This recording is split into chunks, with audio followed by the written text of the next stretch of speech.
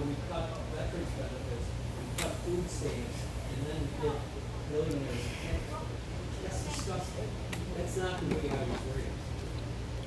So I said, we have to turn the ship 180 degrees. And I believe it can be done. I gave the example. Come on, we haven't even started yet. You're early. You're early. We're just telling stories. So, you're all early.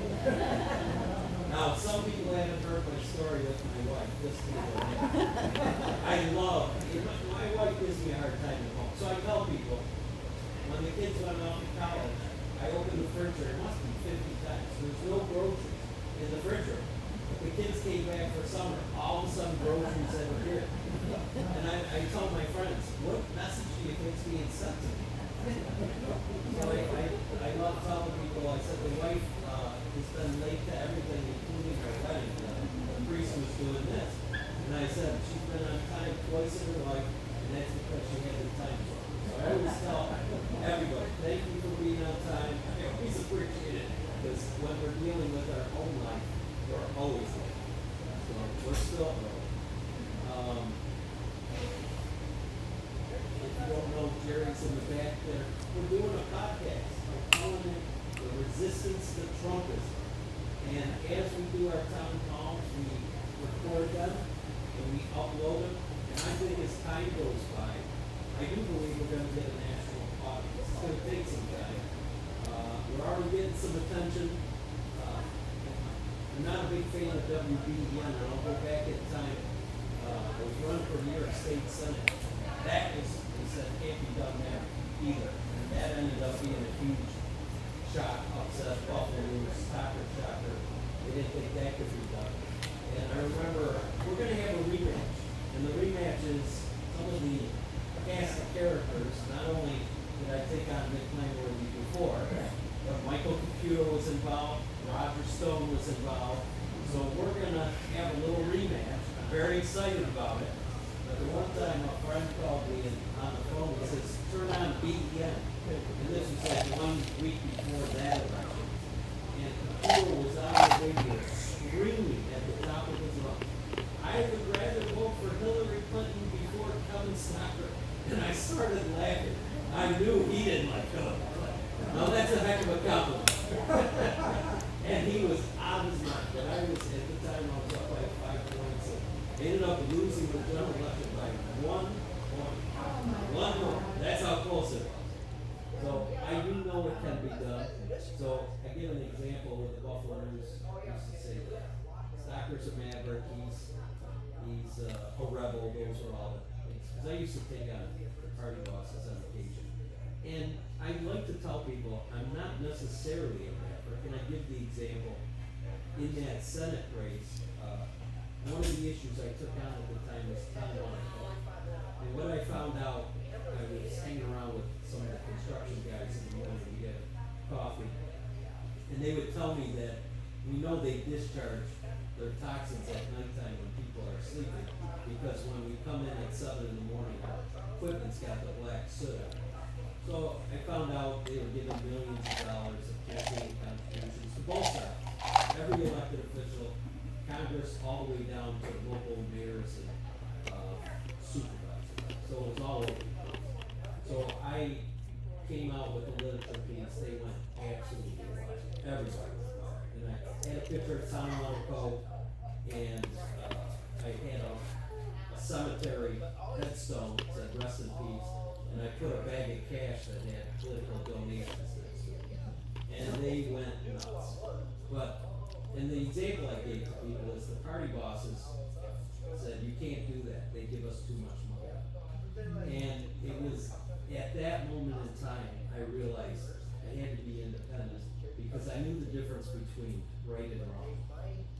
And money, and what I see in this federal race, I see our country being attacked. I don't know if you see it any different than I do, but I see billionaires control government, and they don't want Social Security. They don't want Medicaid, Medicare. They don't want veterans to get their benefits. They don't want people to get food stamps. So I'll give you another example. Going door to door in Black Rock, and there was a Trump sign in the window, and knocked on the door, and a person of color came to the door, and he said, I could tell in a short amount of time he was severely handicapped, and I knew he couldn't work a job. He just was disabled, and I asked him, come on in. I asked him why. We haven't started yet, by the way. I'm just telling stories. And I asked him, why are you a Trump supporter? And I can't remember why he said he was a Trump supporter. But I said to him, they just gave billionaires a tax break and they cut food stamps at the same time. It says, I rely on food stamps. I said, I know. I want you to know what's going on so you don't vote against your best interests. And as I've gone to the town halls in the South Town, we have, and I don't think, when I say, let's say Southern Tier, even more south than Orchard Park, we're finding out food stamps, rural hospitals that are being cut, services. We're finding out farmers down there, the cost of their fertilizer is going up with the tariffs. They're having problems with getting workers to handle the crops. So all these issues are going on even home locally. So let me, now we're past now we're late. Yeah, where's your wife? I wore the tan suit today. Normally I go somewhat casual, but I was channeling President Obama at the time, this morning. And I remember back, it wasn't long ago, that he was crucified on Fox, not news, for wearing a tan suit.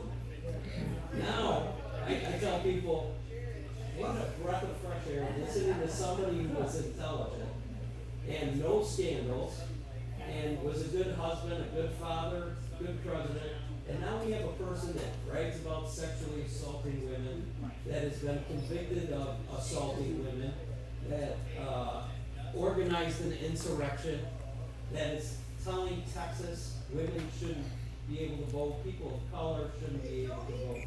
That we have I was telling NPR, I don't recognize our country. We are upside down. When I drove to Indiana to drop my kid off to school, I saw the UAW billboard endorsing Trump. I'm like, what is going on here? The blue collar, hardworking families, who doesn't give a damn about that? They would let General Motors go bankrupt, discharge their pensions. It was Obama and Biden that saved the auto industry. What do they forget? So I'm like, what is going on when we run into the guys with the pickup trucks and the flags and whatnot? So I want to back up. I love Bruce Springsteen, so I always start my town halls. I'm going to start taking this stuff up and no longer channeling President Obama, who is speaking in Erie, Pennsylvania, in a short amount of time, 1 hour from here. He is, which I think he would be fascinating. I always thought he was a great public speaker. I love Bruce Springsteen, so I always start off every town hall by saying, is anybody alive out there? You know how he's, I feel like, so I tell people, there are clouds on the horizon that are dark. There are storms coming. Come on in, you're perfect time. And I will not tell my wife joke one more time because enough have already heard it. But there are storm clouds on the horizon. It is ugly. I'm worried about democracy. I'm worried about the Constitution. I see a person who got my attention at one rally who said, talking about Trump, you will never have to vote for a president again. That got my attention. What is he talking about? I see a person who doesn't follow court orders, doesn't follow the law, doesn't believe he has to follow the law. I was talking to Jerry. I said, to me, the last straw is the generals. And he is replacing generals that won't follow that are following the Constitution. He's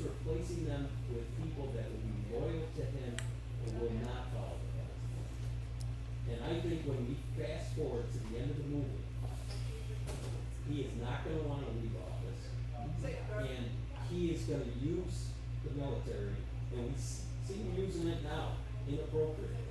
And the country's getting upset with it. But I think he's gonna wanna make a move where he stays in power. And I think the final decision, and I use my Bruce Springsteen analogies because I love him to death, we have to rise up. There is no retreat and no surrender. So I know, I know there's going to be threats. I've had to deal with the threats. So when I was talking earlier about that New York State Senate race, that race determined who controlled all of New York State. One seat on the feeder club. So when I won that primary, the Buffalo News said, it can't be done with Nancy back in Omaha. It can't be done, and I did it. Took out Albany all the way down Logan. I walked, you know why? I've been on all your streets. I walked every street of Orchard Park. Took me, now, going back to that race, I started in Grand Island, City of Tonawanda, Kenmore, Blaisdell, Hamburg, Evans, Angola, Brant, and I forgot the Buffalo portion. It took me a year to do it. 1 year, but I did it. It was the greatest thing I ever did. I think I only had 5 negative experiences. I remember one. Believe me, Steve. They didn't say anything. They slammed the door in my face, and the picture of Jesus was on the back wall. And I remember laughing, thinking, "Oh, I don't think Jesus would like that." But out of the tens of thousands of other people, they were fantastic, and the people of Orchard Park were fantastic. And my only complaint with Orchard Park, and it's not around here, but the driveways are so long. And I was like, you could land a 747 on some of these driveways. My knees are starting to feel it. But I loved my door-to-door activity. And I remember it was, I was in Hamburg in the winter time, so when I finally got to Orchard Park, it was now springtime, into the summer. And I just loved going door-to-door. It's the best part of campaign. And I met so many wonderful people. So I believe we're in a war. I believe there's going to be threats and violence. I think we all have to stand up to it. We have to take it head on, and we have to get aggressive. You have to punch a bully in the nose. It's like a prison yard. You let the bully push you around, it's going to keep pushing you around. You got to punch the bully in the nose. Now, Nick Langworthy recruited Trump, mentored Trump, and is beholden to Trump. He has followed every vote that he wants and has cut everything that he wants. Wherever I go, any of these town halls, I invite Nick Langworthy. I call him a coward for not showing up to town halls. I want him, eyeball to eyeball, to tell you why he's cutting all these benefits and then giving the billionaires the tax break. I would love to see him do that. So I love, in the press, referring to him as a coward. I've dealt with him in the past. I've taken him on, and we've heard, some of you heard about the Roger Stone. They will be involved again. I think Elon, I think he's on the side of Trump now that he's got his, they get close to $500 billion contracts. So they made up nice now. He's talking about investing $500 million to make sure the Republicans stay in office. Awesome. So we saw what it did, I believe it was Wisconsin, a little condition. They want to control, they don't want to do, in my opinion, what I think is right. There are so many issues of just the American way, whether it's democracy, the rights to choose, the right to live an affordable life with dignity. When I'm looking at the nursing homes that I have to deal with, these people should be, that run these things should go to jail. The food that they give these people, how uncleanly it is. I will never go, ever. So here's my exit script. All through straight again. I'm going in the garage, I'm gonna listen to Bruce, I'm going to sleep. I am not gonna run the last mile of the race. I will not go to those things. But I will fight in the meantime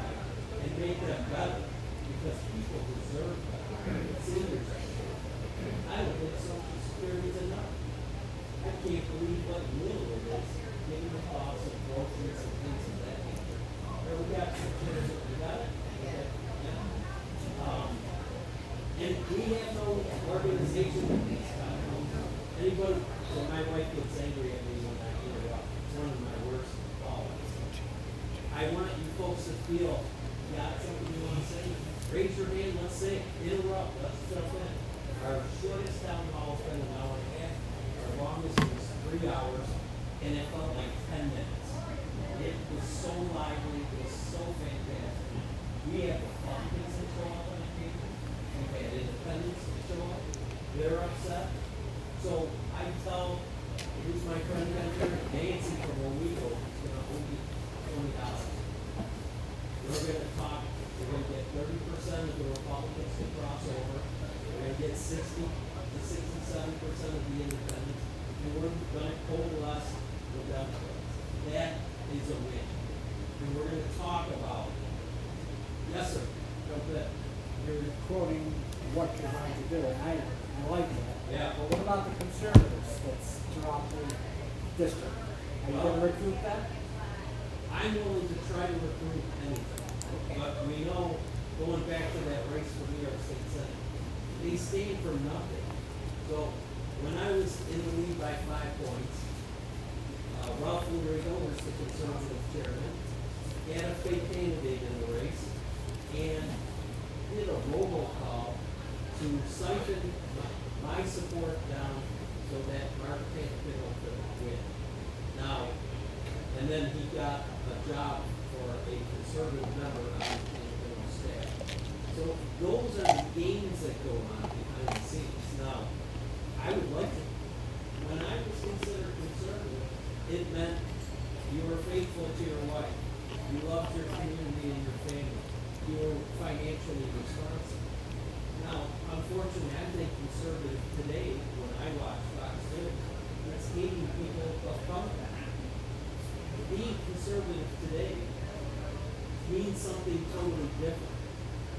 I like to think, I'm so thankful for my life. I have a lot to be thankful for because of public education. I didn't realize it when I was going through it. Elementary, high school, all the way up, college, law school, it was all public education. I didn't realize that. They gave me an opportunity to have a great career, and I'm a big believer we have to help those that are less fortunate. I don't want to badmouth millionaires and billionaires. I just want them to pay their fair share. And I try to educate people on the tax code and tell them, listen, when you have the wealthy and they control politicians, they create the tax code. And I just give a small example.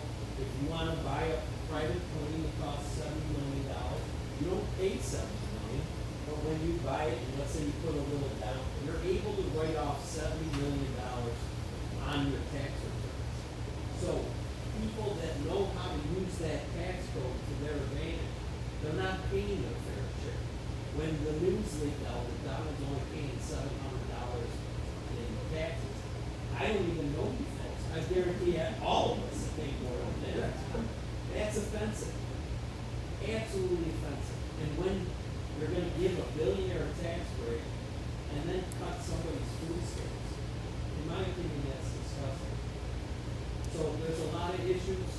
I don't care if it's clean air, clean water, they're against everything. And in my opinion, we have to rise up, carry the sword into battle. I go wherever I can, have town halls, engage with people. I want to get that Democrat endorsement, and I want to start talking to Republicans and independents as soon as possible. Because I want to move that group over. This is so important. It's possible that if you get control of the House and the Senate, one, checks and balances, control of our court system, hopefully, the country, the military, but our way of life, decency, stability. I don't know what's going on. Everything is upside down. So, picking up the sword, charging in the battle, I do believe. I've gone through it with some of the other races. Threats, violence, they won't stop. So, I know Nick doesn't like me calling him a coward, but that's exactly what he is. And he will do whatever it takes, and his little minions, the Capitos in the rock or stones of the world, they'll do whatever it takes. They are not nice people. They will do whatever it takes. So, I wanna get people fired up. I see a couple people on the national level that are good at communicating, and they're fired up, but overall, it seems quiet and weak. And I think we gotta be angry, and we gotta take back this. I'm sorry, Go ahead. I just have Say whatever you questions. want. Is Jeremy Zellner backing you? Don't know yet. I've talked to him. He's the head of the party, Right. so, Sometimes I tell people a person's agenda might not match up with party boss' I agenda. can right? understand that. So I don't know the answer to that. So I talked to him, I said, listen, I'm interested in running. He's got an agenda, I guess. Does he have his people set up to run, do you know? For this seat, Yeah, from what I hear so far, there's just two of us. I hear that I'm in the lead, but who knows what that means. okay. So in my mind, the way I like to talk, I believe power belongs to people, to voters. Sometimes those people get a little cranky when they're challenging, right? They like to be the boss. So I told them what I'm interested in. I think I might be in the lead for it. There's a person down in the southern tier, a professor at St. Bonaventure. He's in motion. Now, I always think there could be some dark horse that comes out of nowhere. But what I'm doing right now is I'm getting out early. I like to gain people respect, listening to their local concerns. I'm an old-fashioned person. I believe in a handshake and a word. You all, I assume, got my letter. You have my home phone number. Listen, did I get it right, Mr. Mayor? He called me, was it last night or 2 nights ago? 2 nights ago. I returned the phone call. Usually when people get my return phone call, they start laughing. And I say, why are you laughing? I never thought you'd return the phone call. It's similar to the nickname where he doesn't return the letters or phone calls. I can attest to it. Right. A lot of people. I've been sending him emails Right. constantly. No, I can't come. It's too big a territory. It's just, tune into my podcast or whatever it is. So, yeah, the podcast. There, we got the Resistance to Trumpism podcast going right now. I'm an old-fashioned guy. So when I said that, one other ways it took me a year. I remember I was at Grand Island knocking on the person's door and we were talking. He said, this is the second time you're here. He said, oh yeah, I remember. And I said, there's a controversial supervisor. I said, have any of the supervisor candidates showed up at your house? No, the Grand Island's too big. And I started laughing, too big. And I started rattling off all the municipalities I've been to. I mean, the territory, if I would have thought before I started how big the territory was, I don't know if I would have done it, to be honest with you. But I just went out the first day. I really enjoyed talking to people. And I just kept going day after day after day after day. And it was a phenomenal experience, and I just like the old-fashioned thing. So all the town halls we had, I always tell people, tell me the local concerns so that I educate myself what's important to you folks here in Orchard Park.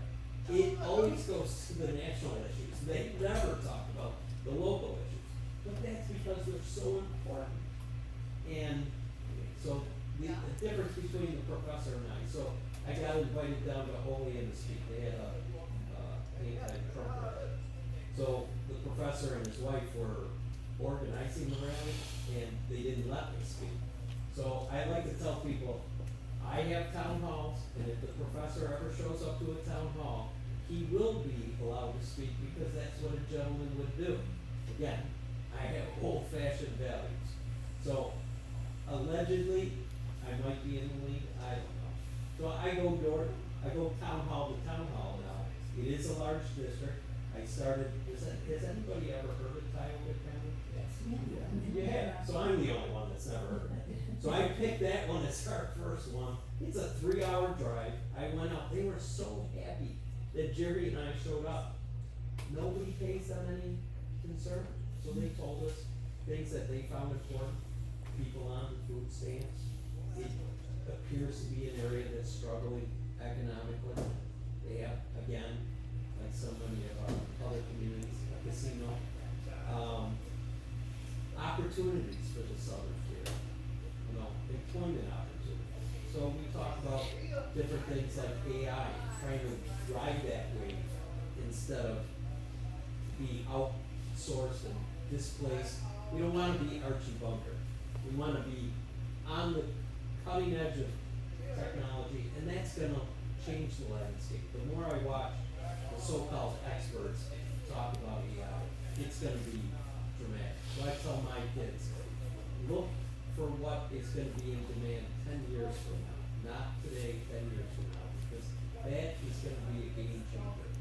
But in the meantime, we're talking about women's rights that are under attack. I can't believe we're here on those issues. I never saw the Supreme Court ever do what they did. Now I see what Texas and some of the red states down in South are trying to do so that Republicans stay in control. That's un-American, and it does not involve democracy. That's cheating. What will the blue states be telling you? They might, we've heard Newsom and Kathy Hochul. Yeah. So, what, if I were a Texas legislator, I would have a hard time running to another state. That would feel weak to me. I would want to stay and fight in every which way it could. Now, I understand why they're leaving. It's a strategy. I just don't like the strategy. I'm the type that wants this fight to the death. You gotta kill me. I'm gonna get up. If you meet me, I'm gonna get back up off the ground and I'm gonna fight and I'm gonna win the second time. That's how my mentality is evolved over the years. I just don't Fight a brick wall. You gotta do something really bad to it. So I do believe this race will involve some violence. I see what has gone on nationally with gun violence directed at elected officials, and it's sad. I don't talk about this often, but my mother was murdered, and dealing with those issues, you can't show fear. You just can't. You gotta address ugliness head on, and I do believe this race in particular, but 26 is gonna be very ugly and foul. And as a country, we have to take our country back. And we have to tell people, this is the wrong direction.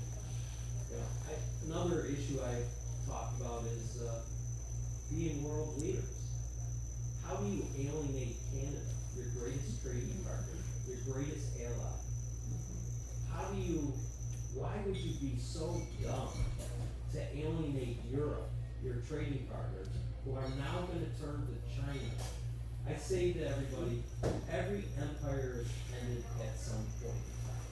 Whether it's the Ottoman Empire, the Roman Empire, England ended after World War II. Well, I see the US doing this. They're gonna turn things over to China. China's got a long-term strategy. It's a smart strategy. Now, I do believe we can pull the airplane up and get out, but we gotta get aggressive. We have to take the lead. We have to be the world's leader in the right way. Watching Trump pushing Angela Merkel over to the side so he could get the camera. What are you doing?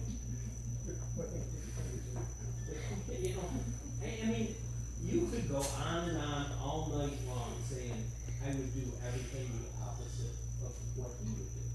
And I would think 95% of the time to be correct. So I'm dismayed at where we're at as a country now. I know the storm clouds are dark. There's a smell of fight in the air. The cauldron is starting to bubble slowly. It will bubble more as 26 rolls around. And I tell you, it's time to pick up the sword. It's time to charge. It's time to get aggressive. It's time to rally people together and explain to people who are voting against their own best interests.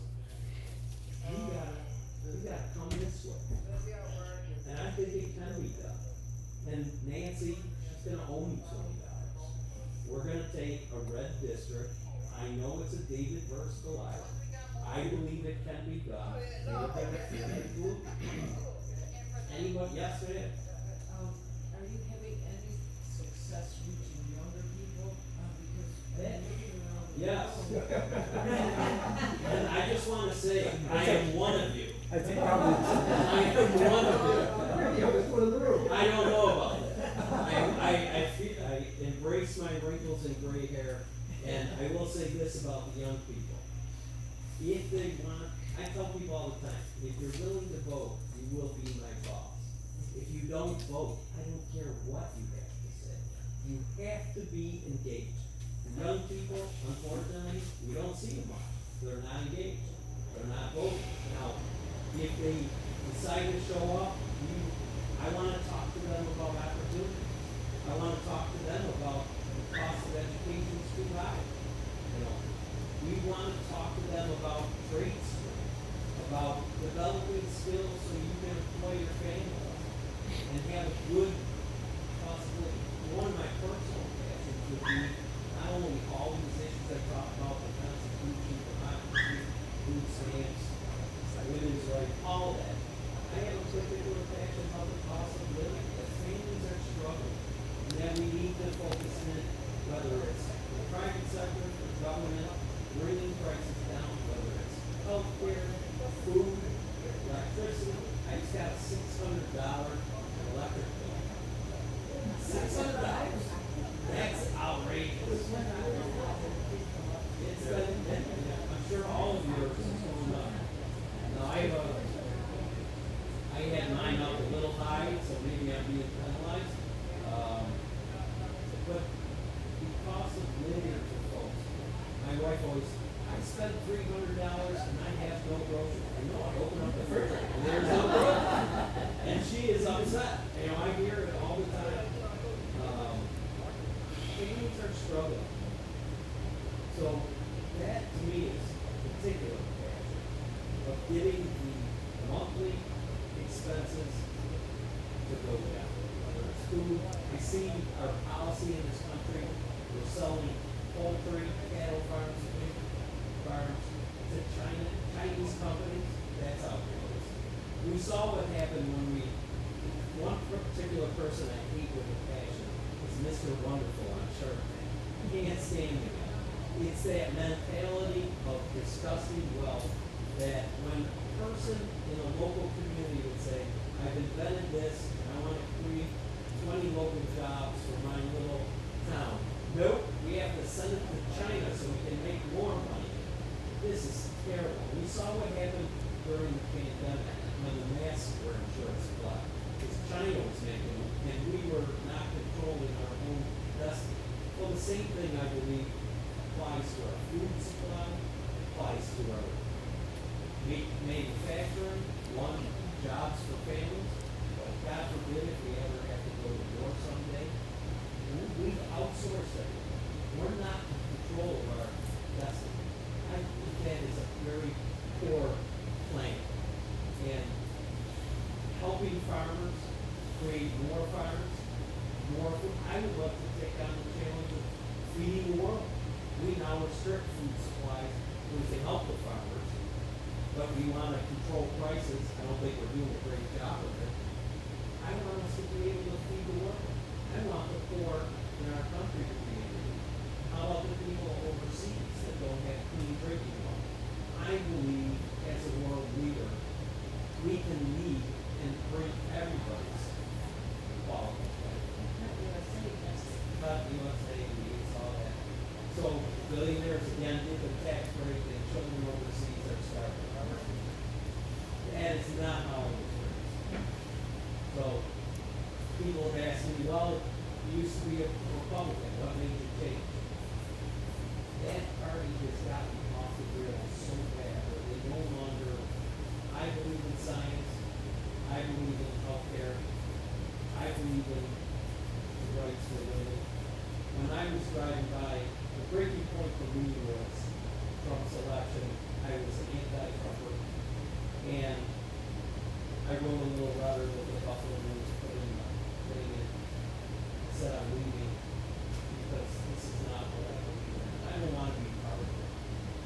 breaking point for me is I drove by City Hall and Palladino, who was running for governor, and Sheriff Howard were having a boat truck rally. They had the Confederate flags flying and the Ku Klux Klan passing literature. I'm like, oh my God. So I was attacked and referred to in the paper as a snowflake. I said, I don't know what a snowflake is, but I know the difference between right and wrong. And if that's a snowflake, then I'm a proud snowflake. So I have no problem, in my opinion, standing up for what I think is right and wrong. You folks in here about time on the phone, right? Let's talk about it. So I've been labeled in the past, I'm a maverick, I'm a rebel, this and that. I do not agree with that, but I do take on when I think things are wrong. The example was Town One Code. In my area, they were putting out benzene, which is a heavy cancer causing toxin. And I found out that they were doing it at nighttime when people were sleeping. And they were giving millions of dollars in campaign contributions to both sides of the aisle, from congressmen all the way down to local mayors and city. And I took on Town One Code back then, and I did a literature piece that everybody freaked out about. And it was Town One Code in the background. It was a cemetery headstone, rest in peace. And next to it had a bag of cash and a political donation. And people went wild. And party bosses called and said, you can't do that, they give us too much money. So it was at that moment in time that I knew that I had to be independent, because I knew, again, the difference between right and wrong. And I thought it'd be disgusting to take money to turn your back so a company could get cancer treatment. So I don't consider that a maverick, I don't consider that a rebel. I give another example. Buffalo News said it couldn't be done. You're a minority in this district. It's you against the world. So I was doing my door-to-door campaign, which I told you about earlier. It took 1 year to do it. And when I won the primary, all headlines blew up. So the Buffalo News says, okay, we want to follow you around, and we want to know how you're doing this. They didn't believe it. And the Buffalo News would say, well, this is what you got to address. I said, that's not what I have to address. I'm going to my bosses, to their houses, and they're telling me what the issue is. This is what my bosses want me to fight for. Buffalo News says, not here. So they're following me around. Way back then, that was more than 10 years ago. I was a Republican guy. I'm in the Democratic district. So I was going to Democrat houses, and I'd knock on this gentleman's door, City of Tonawanda. He comes to the door, and I said, my name's Kevin Stockton. I'm running for New York State Senate. This is my phone number. You're my future boss. You better believe we're your boss. They don't think we're the bosses anymore. He's screaming. And I turned and I looked at the Buffalo News writer. I said, that's what this is about. They don't always get it. They like to try to tell you what they think. So when I do the town halls, I listen to you folks. I've done a lot of talking so far. I'd have to say our Orchard Park town hall's the quietest we've had. But I have a feeling you guys are no different than everybody else. They're upset. They don't like the direction the country's going in. Democrats are upset with their own officials that they're not being aggressive enough. There's two people I have in mind. I think they're doing a great job communicating. I just wish they'd back off on some terminology. I don't like when they use the word oligarch. I don't like when they use the word socialist. I understand what they're talking about. They're saying our healthcare system's not good. I agree with them. I think we could do a way better job. Me personally, I think we should eliminate the insurance companies. I'll give you an example. I developed AFib condition, and the doctor says, I want you to call your healthcare company and get prior approval for the procedure, which I thought was unusual. So I did, spent 45 minutes with Red Health, and you all know how bad they are, and what happened to their CEO. And I got my prior approval. And after the procedure, they did a great job. I got a bill for $45,000. And I called up United Health and I doctors in network, but the facility wasn't. And I started laughing, and I said, what, did you think he was gonna do it in the back alley? And I said to him, I said to the claims person, I said, now, this is my, I'm an attorney. I said, I envision us all in a courtroom someday, and I know who's not gonna pay the bill, and that's me. So I particularly don't feel our health insurance industry, when you're paying executives $24 million salaries, and you're publicly traded, and you need to pass on dividends, and you're motivated by profit. And I found out recently through a client that the United Health laid off 30,000 employees so they could institute AI to deny claims. Claim denials went up 60%. So seniors with cancer were denied their insurance benefits. So CEOs were making $24 million. And you wonder why Luigi out there was upset. Maybe other people are upset. So in my particular opinion, I think we should tax billionaires fairly. I don't want to punish them. I just want them to pay their fair share. When everybody in this room pays more than they, that's wrong. And we should invest in the healthcare of our country. I think we should all have access to every test in the world. And those tests are pretty cheap. I want to know when I get cancer early, so I can fight cancer and have a good chance of defeating it. I want the medical providers to be paid. I don't like the system we have. When I come back from Europe, I've been kind of brainwashed growing up that our country's the greatest, we're the wealthiest, which is true, we're the wealthiest. When I go over there, their infrastructure is so much better than us. Their food is so much better than us. Their technology is ahead of us. Now maybe we have military, that would probably be a us. Their lifestyle is so much better than us. Do we want our seniors working 2 jobs just so they can keep their head above water? When I see a woman that has poor dental and she can barely stand up, and I can tell she doesn't want to work at the coffee shop, but she can't afford not to work. That's not right. We should be elevating Social Security. The cost of groceries are way too high.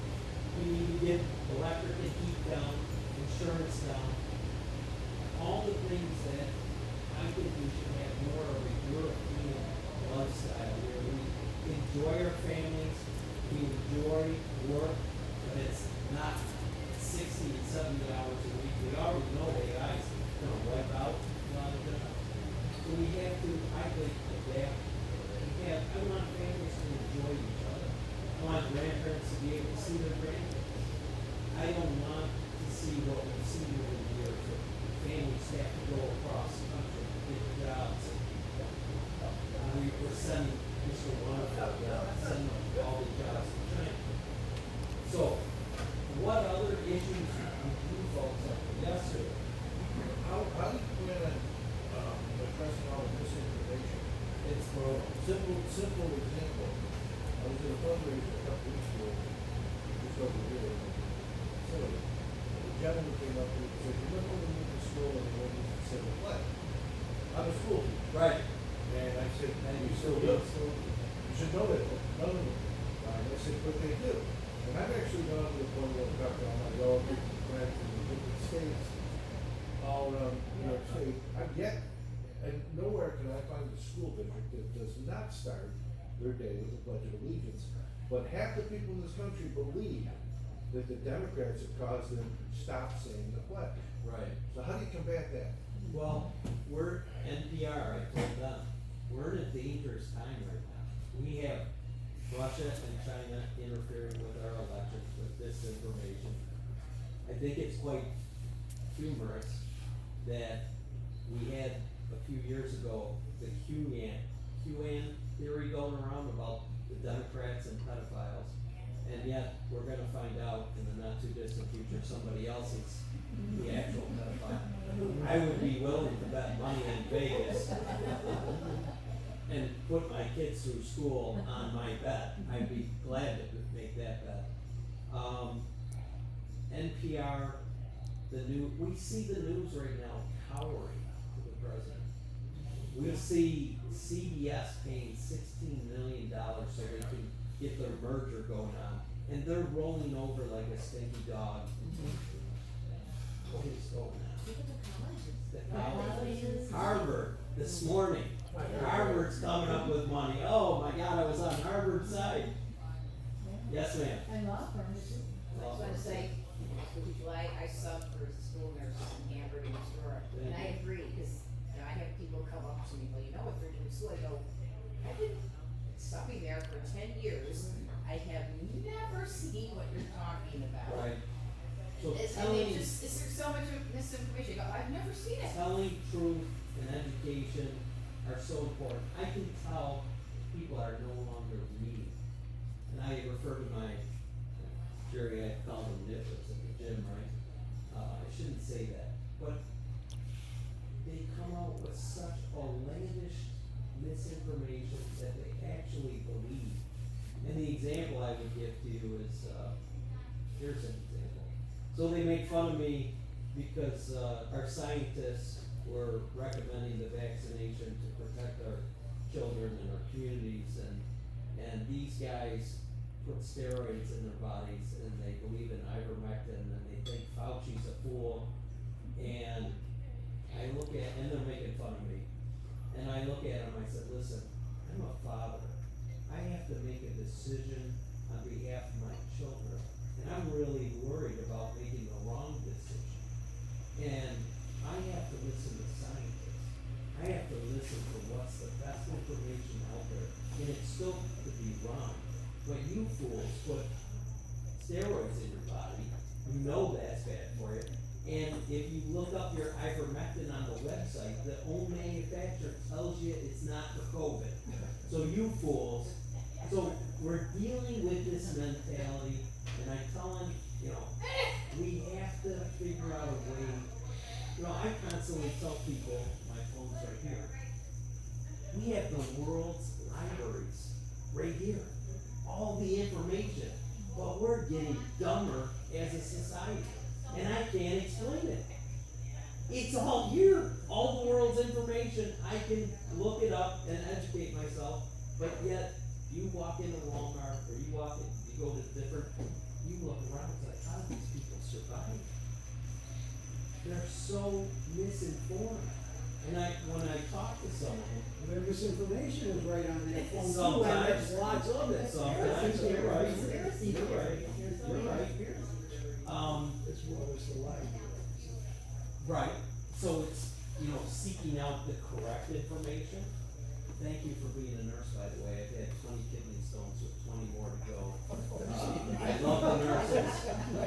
It reminds me of when my wife gave birth, and the women all tell me they'd rather give birth than have the kidney stones, and I say, listen, I've been in the birthing room, I'm still gonna tip my hat to you women, kidney stones are not fun. So thank you to the nurses, because they have the good medication, and the doctors, you never see them. But, so yeah, information, true. So I told NPR, they're under attack. Yeah. CBS, ABC, they're taking a knee. Our greatest universities are starting to capitulate. This makes me angry.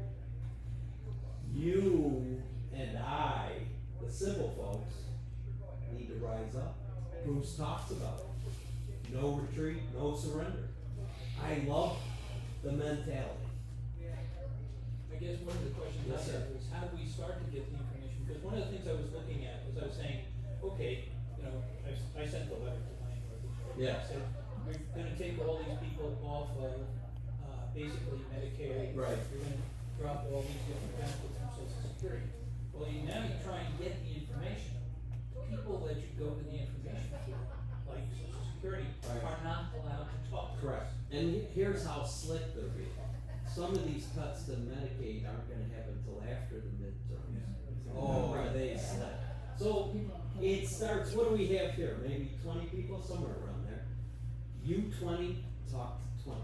So now we're mushrooming. I'm starting a year and a half early. it's gonna snowball. So when I talked about earlier, the cauldron starting to bubble a little bit, as we turn into 26, as we start getting closer to November, it's gonna get ugly. You know, some of these other races that I ran, when I told you, decided, so when I say that race decided who controlled all of New York State, I tell people, New York State, if you looked at their budget, would be the 13th largest country in the world. That's how big New York State is. So that seat, they lost their mind when I won that primary. They didn't see that coming, they didn't think it could be done. So we have to take that same energy and we're just gonna flip it around. It starts town halls, people start talking. Where you do our podcast, people start talking. I think our podcast will grow over time and we could have a national audience. I think this issue is so important. The direction the country's going, I believe that the ship needs to turn the opposite direction. I think we could probably do the opposite of everything they've done, and I would be more comfortable with that. So, it's definitely,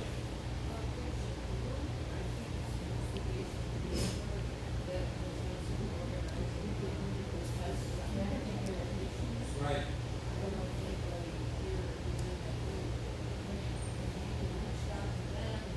Well, I run into people, I have a woman who's scheduled an appointment Monday from Hamburg. I'm trying to remember what she calls her podcast.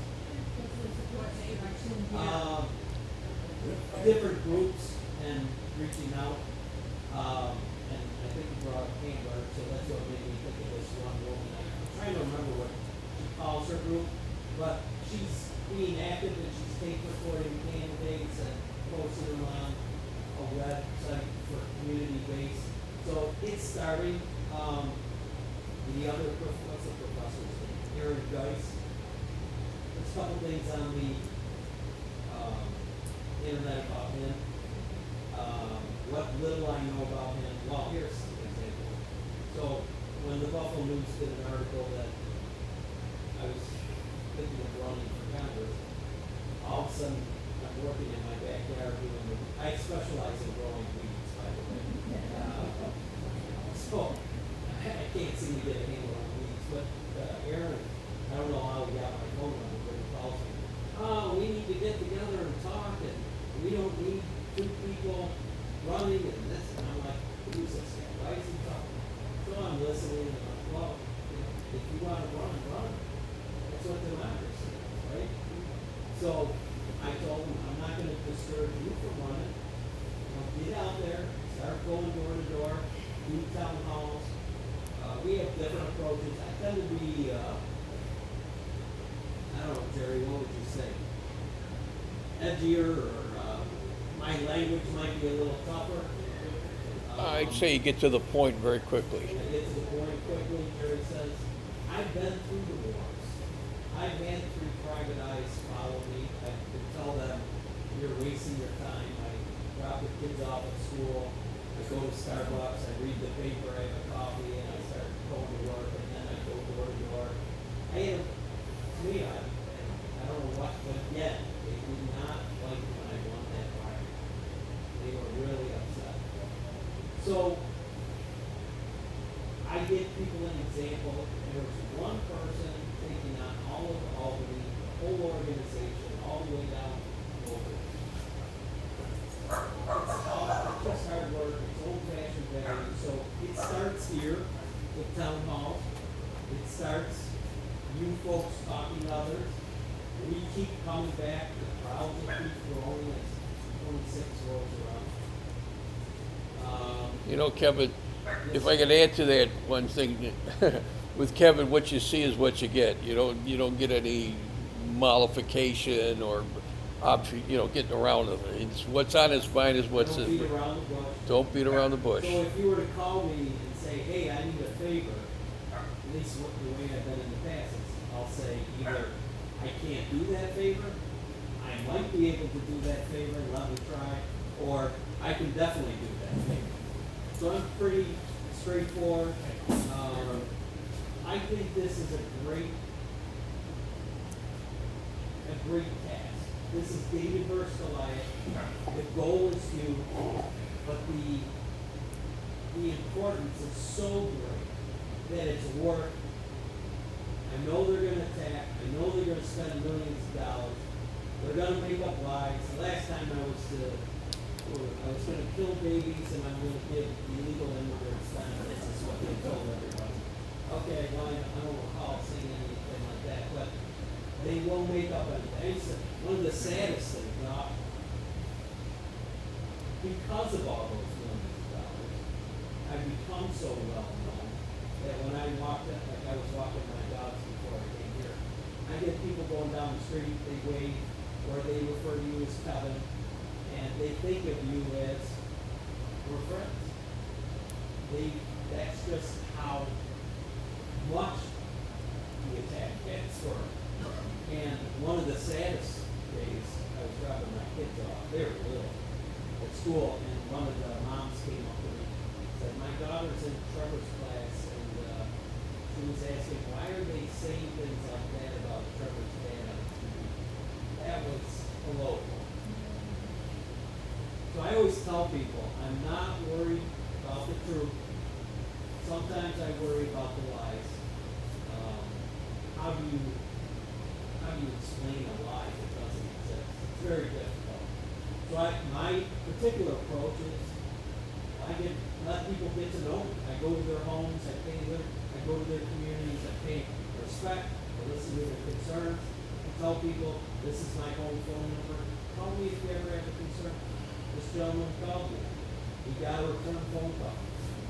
So it does happen. People that do give you their promise. There is people that keep their word. They call it old-fashioned way.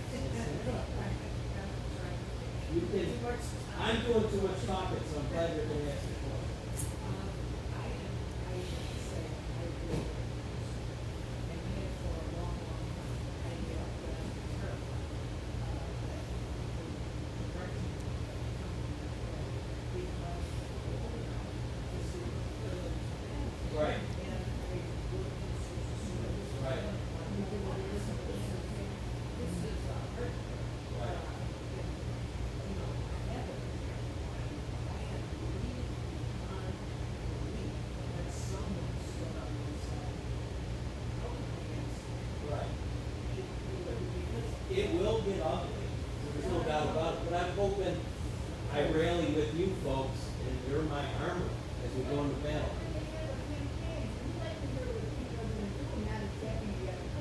Say that again. When you get campaign ads, because me and my son will listen to people, I'm so tired of them attacking people. Why Right. don't they just say what they plan on doing But- instead of attacking the other person? The attack All ads they were. do is attack the other person. They have found out through It data trips that me the up. attack ads were. Let me get to this gentleman. He All I asked was me gonna this say, question. before you answer questions, can you repeat what was asked of you? I can. Yeah, If you're getting rid of the air now, the air conditioning is a little loud. very loud. The what? I wonder if they pay $600 here. Yes, sir. Kevin, I admire your noble, But, no but, and I want to join you, thank you. but But, again, Langworthy won by 80,000 votes the last time around. How are we gonna overcome that? so when I ran for that Senate position, the first time I ran, I lost 60-40. The second time I ran, I flipped it and I won 60-40. So it is possible. Nancy and Owego doesn't believe it can be done. They will have multiple millions of dollars. No doubt about that. It is, I'm gonna make a bet that if we're strong enough, if we work hard enough, if we talk to people, I think the water bubbles till it's simmering, boiling over. I do believe we're gonna flip it. Now, I'll give people an example. We're not far from Kathy Hochul's home. She won this red district. She did it. And I have one of the old lit pieces. Now, I'm gonna be speaking, I was invited to speak, but it said briefly after it, so I only get to speak briefly. I don't know if that's possible with the way I go about it, but Kathy's gonna be speaking. She's the head speaker, and I get to speak a little bit. And I tell people, well, when I was going door to door, I think it was Hamburg or Orchard Park, I met a Republican woman, I think her name was Patty.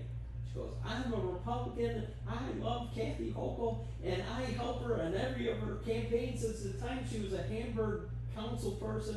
Da, da, da. And I'm like, well, there's cats and dogs can play, right? There's an example. She won this red district, and I saw the person who mentors me also helped her campaign. He shared her simple literature piece. It's all the same issues of today. And she was campaigning on Social Security back then. So when I talk to Republicans, I'm gonna talk to them in a way, listen, I've heard them speak. They don't want Social Security. They don't wanna pay for it. They wanna give the nitwits on Wall Street who drank themselves in college and did their cocaine, and we all know what happens on Wall Street. Eventually they blow, right? No. Government does certain things well. I don't want the private sector a bridge, or a road, or Social Security, food stamps. There's certain things, I just want more resources. I keep looking at the wealthy, who don't believe they pay their fair share. They created the IRS tax code by paying the politicians donations, and they have it in their favor. They don't pay their fair share. I don't care what they say. Just treat them fairly. I want to call them good Americans by paying their fair share. I want us to have better health care. I want us to have better Social Security. I think it needs to be raised, not diminished. I think we should have better nursing homes. We should have a great American life. Unfortunately, I'm gonna compare it to Europe. When I came back from that. Yeah. If they raise the Social Security limit to what Yes. everybody pays, Right. Social Security would be funded for. That's one issue. Because But I there's remember also when my in- husband used to get a certain amount and then he had to stop paying, but then Right. it kept raising and raising and raising. Right. So just eliminate it, That's one, right, that's one simple one, but it's also taxing fairly. then rich. I'm a big believer in the future, we're not gonna see currency, we will be digital. And I tell my smart friends, some of them are doctors that believe in cryptocurrency and Bitcoin, said the governments are not gonna allow the Wild West in the digital, you're out of your mind investing in Bitcoin. But there will be, in my opinion. Donald Trump. Huh? Yes, That's well, Donald Trump. I would never buy his, $62.2 billion, the whole family thing. Yeah, right, I know. I know. And we're watching corruption go on, you know, I was telling somebody in the last town hall, right, Jerry, that, in the old days, corruption would be in the dark alleyways and in secret. Now they're doing it right in front of everybody's face, and nobody's saying anything. I find that amazing.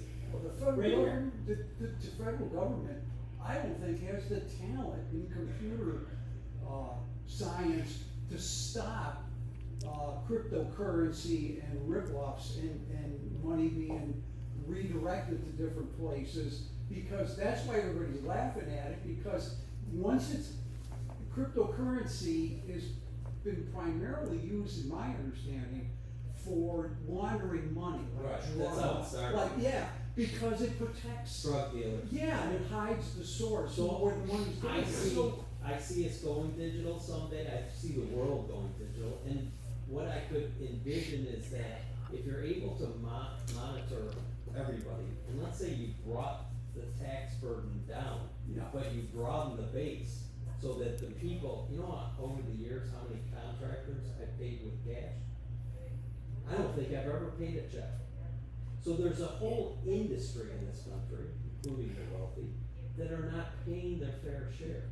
So if you brought the rates down, broaden the base, and everybody's paying a lower rate but fair, I think we'd have substantial revenue, where we wouldn't have a deficit, we would have quality services, whether it's roads, public education. But when I see Harvard getting down on the knee, CBS, Like, what are you talking about? These are the greatest institutions in our country. So it's gonna come down to us, the average person that rises up and says, we want better, and we're angry. And they're gonna be ugly, but remember, there's only 32% of them, and it's getting smaller every day. So I saw a poll recently, there's an encouraging sign, 36% of Republicans that voted for Trump are not happy that they voted for him. That's a good sign.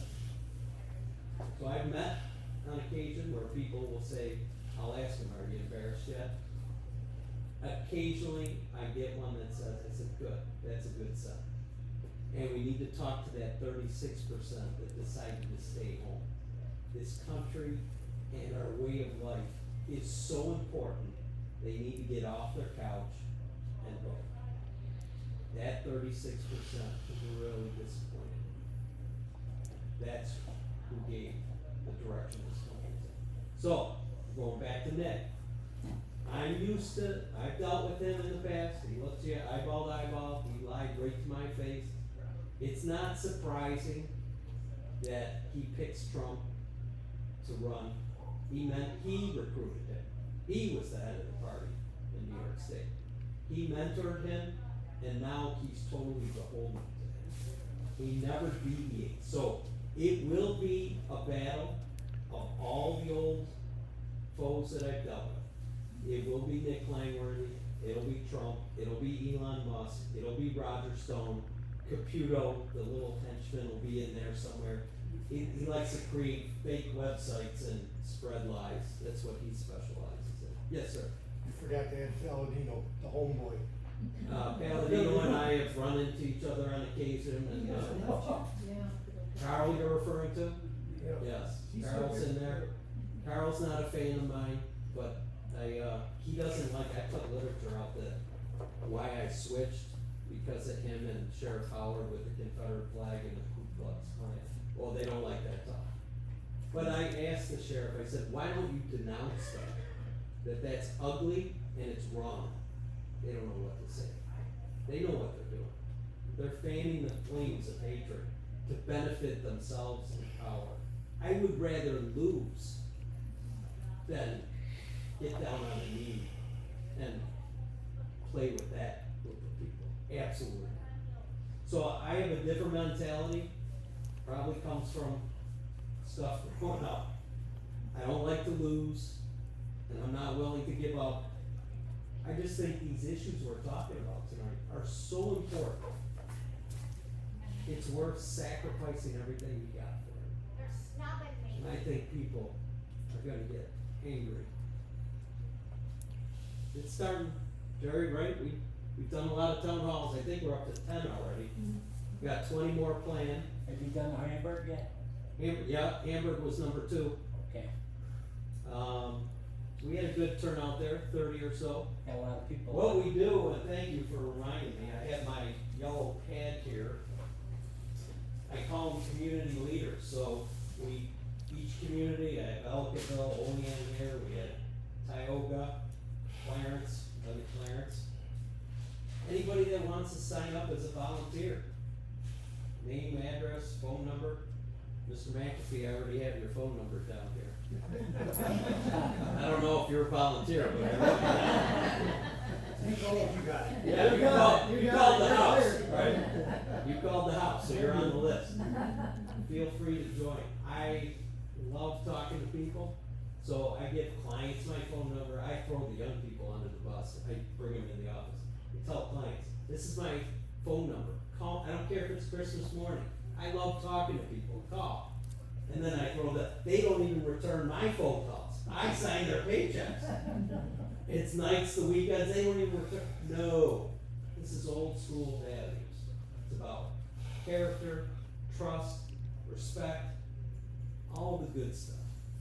So, that's where we're at. What else? Anybody else want to talk about it? What do you think we'll see, like in reality, as these things are happening? What kind of things? What are we kind of talking- things are we gonna see? Are you talking about violence? You talking about? Yeah, like what kind of things do you think? Well, we we'll see? saw, I believe it was Minnesota, they gunned the woman down at the house. We've seen people show up at a baseball field with an assault weapon.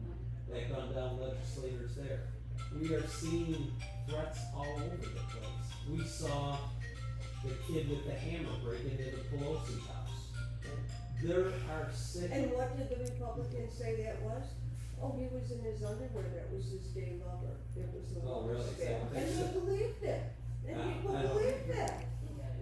What I would point to with the gun violence in this country, again, I would blame our health insurance.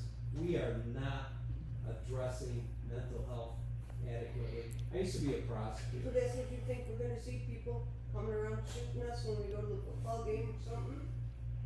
I think it might be directed at me, is what I'm telling you. You think it's gonna? I think so. It's, Why? I've had things They in the win past. all their elections. Why would you be such a threat? That's why they win all their elections. That's why they give her the competition. Yeah. All I can say Well, is, no, I don't in think my so. I past, think if you talk to somebody who's a Trumper, they don't know anything. They don't, they didn't know that Trump only paid $750 for Right. his thing. They don't know that the 34th phone, oh, that's fake news, that's made up. They don't know the things that we know, cause they don't listen to ABC and NBC and CNN, that's fake news. so I grew up as little kids, my dad had a job where he did, hiring, firing, negotiations, pretty tough job. People aren't always happy. So we would get cards sent to the house with our heads cut off, and when my brother and I would walk to school, we'd wonder why dad's in the car 2 blocks back. We didn't know back then why he was 2 blocks back. But it started there, when I was a prosecutor, dealing with certain things, there were threats of violence. I told you about my mother. I see what's going on in the country, and I've had 3 private eyes. I know how desperate and ugly these people are for power. They're willing to do whatever it takes. I just am not gonna be foolish about it, and I'm gonna have my antenna up, and I will embrace it. I won't run from it. And like I said, I think you're better off to punch the bully in the prison yard in the nose and get respect. I have a old school mentality about that as well. And I just see it's gonna get So ugly. that's what you think is gonna happen? Violence against our, people going against the Republican. I think it's possible. I think it's likely. We already see elected officials getting See done some, down. but I mean, in our own area, our own Buffalo area, Well, we had the Tops case, right? the what? The Tops tops. market case.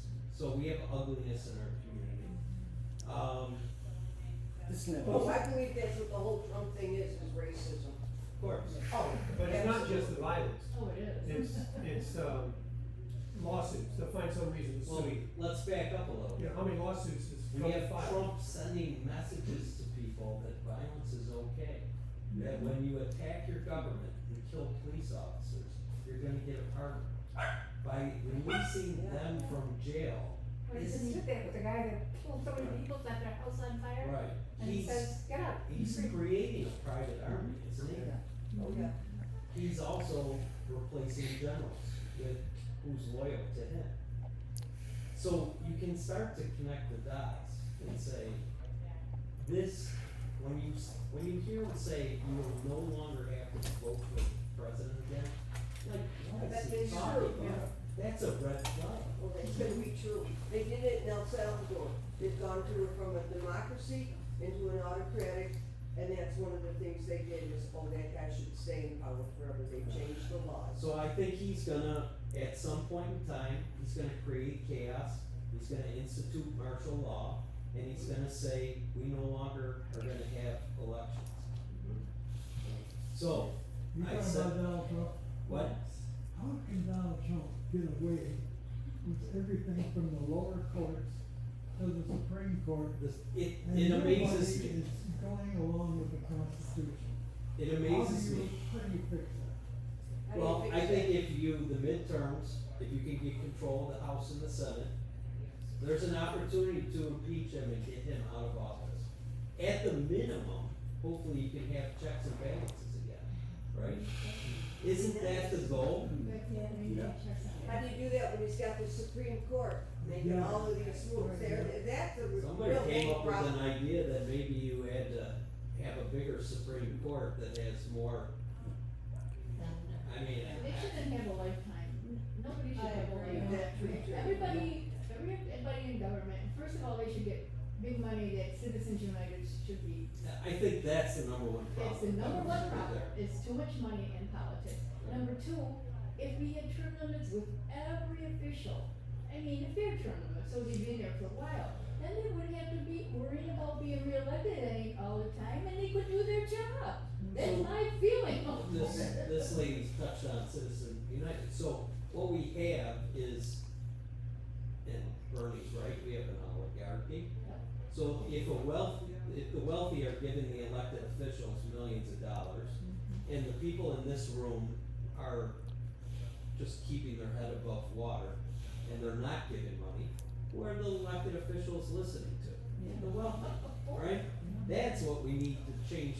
So I think, I agree with you, I think it should be outlawed to give money to elected officials, because you can technically get your message for free out there in the internet for no money.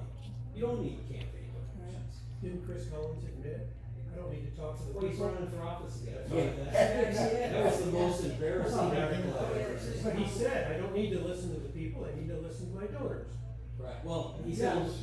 he's also gonna live to be 100. I wish I could take a bet in Vegas on that too. I would be a wealthy man if I could just make certain bets, yes, sir. I'm just gonna bring up, the legacy of the Republicans in this district Yeah, is atrocious. it is, I mean, two guys, one went to jail.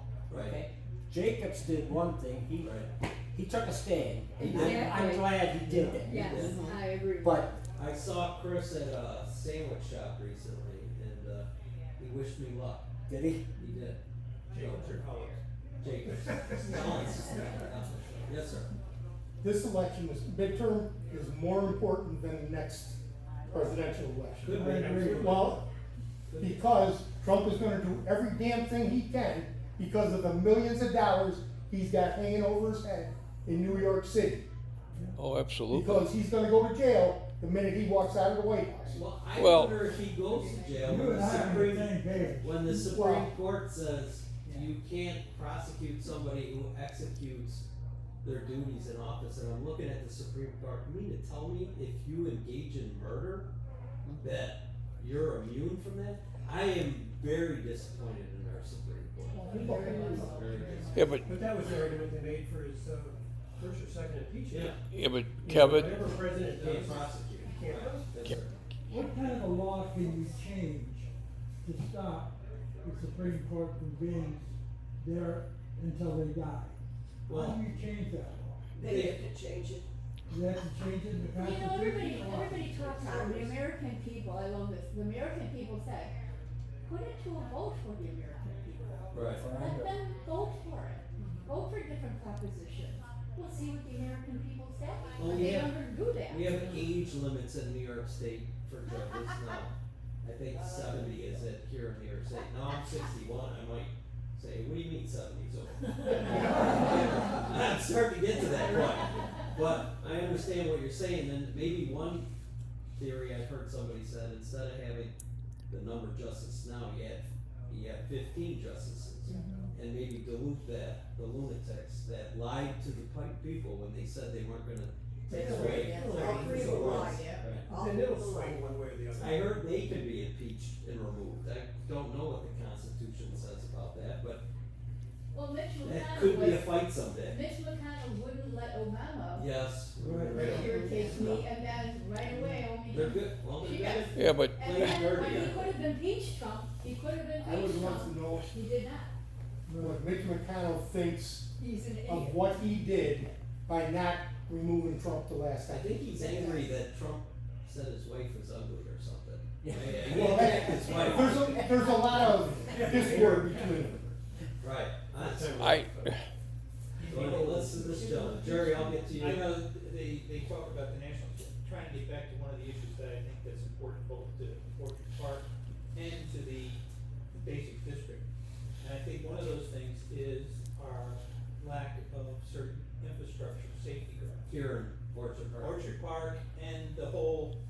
know, whole district. I know Hamburg's with the lake in that. Well, What's- this is what are you referring to? different. This is, deals in two different areas. One is power.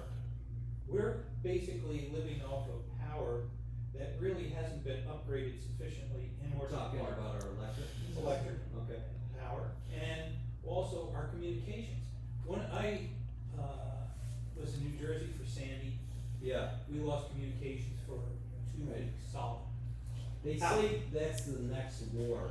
You see Russia engaging it, they're gonna take down the grid system. Well, it's not even our grid, I'm saying, we have underutilized or under-repaired infrastructure. If you look over at 28 by Right. 84 lumber, it's old. If you go through the whole district No. that you're running for, a lot of the infrastructure is so old, it can't I support wasn't the- aware until recently our electric company is a Spanish company. I don't Yeah. think that's a smart idea, turning over power, food,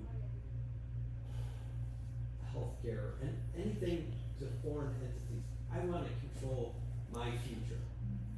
And I think that's a bad idea. We have this Shark Tank mentality that we need to profit more and we let China build military weapons that they're probably embedding chips so they can extract technology or information. This is dangerous stuff. I mean, I don't know why we're engaging in this narrow vision. It needs. What do you mean, the electric thing, that thing over by Busendorfer, it went from a little thing to a huge bunch of electricity over there, you know, off between 28 and the streets off of Abbott, back in there. Well, let me address this gentleman. Is that what Because he you're- brought up No, this, that's the major grid, that's the link to, that is the link to Cleveland. Okay? To Cleveland. That's our multiple area grids. That's the grid that like is connected to Canada, to Buffalo, and then over to That place Cleveland. right there, on Yeah. Abbott there, Yeah. it's So huge. what I see in the Well, that's future new. from Europe, and I was watching a PhD Stanford engineering program. Kids had developed a solar roof on a car, and as you drove your car around during the day, the solar roof generated energy, and you plugged in at the end of the night, and you sold your energy back to the grid, and you made money. Now, you're talking to a guy that just paid a $600 electric bill. That sounds pretty good to me. Your house is gonna have, and we've seen Tesla's already made some inroads, it's way too expensive. But you're gonna have a roof that looks like a slate shingle, and it's very attractive.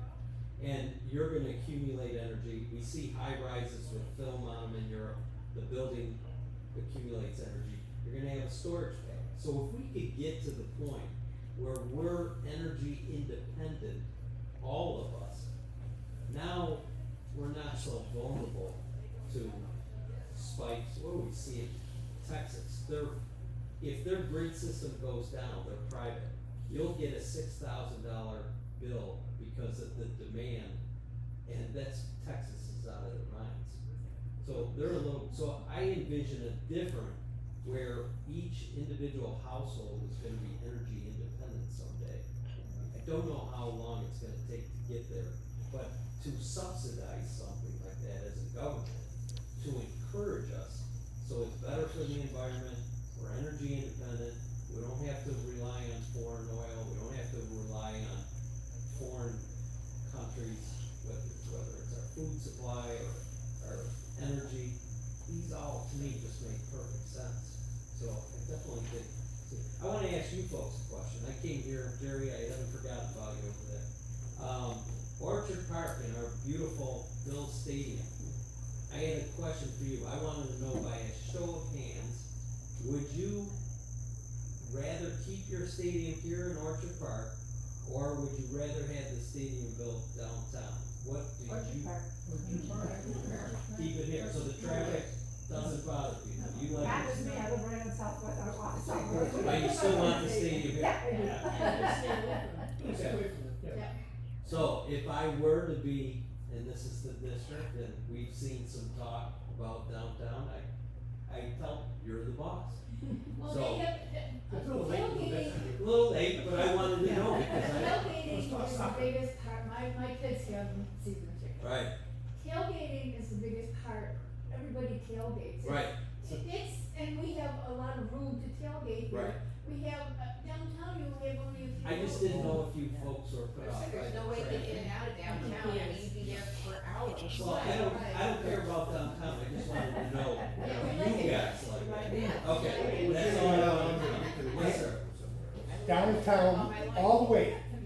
If you give me enough time, I'll explain, there are enough lots to tailgate in downtown. There's also ramps downtown.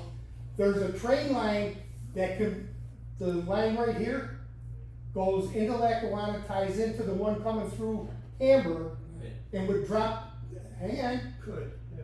Cuomo made a mistake, and I had, what the hell's the guy, the mayor now? We walked around downtown, and he's, what? Right. Scammon. Yeah. Scammon.